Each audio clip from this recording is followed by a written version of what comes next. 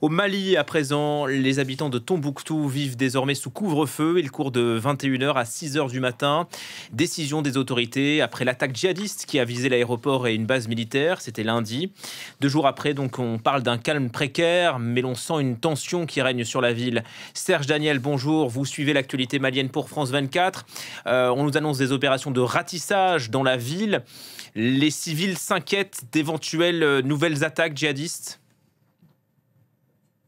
Ah oui, tout à fait. Il y a de l'inquiétude chez les civils. Par exemple, dans cette nuit, il y a un jeune qui avait été blessé lors de l'attaque djihadiste contre Tombouctou. Ce jeune est décédé et ses parents sont plutôt inquiets. Il y a un témoin.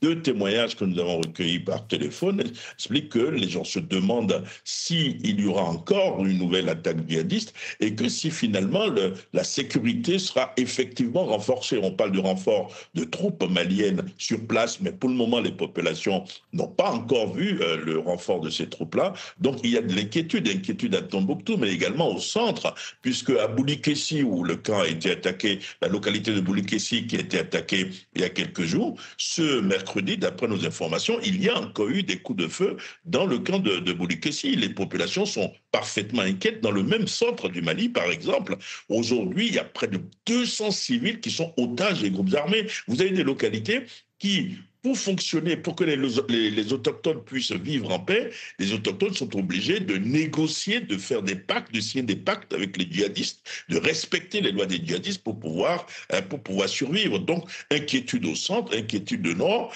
et inquiétude également au sud, où, avec des engins improvisés, des explosifs, les djihadistes attaquent par exemple l'armée. Merci beaucoup pour ces précisions, Serge Daniel.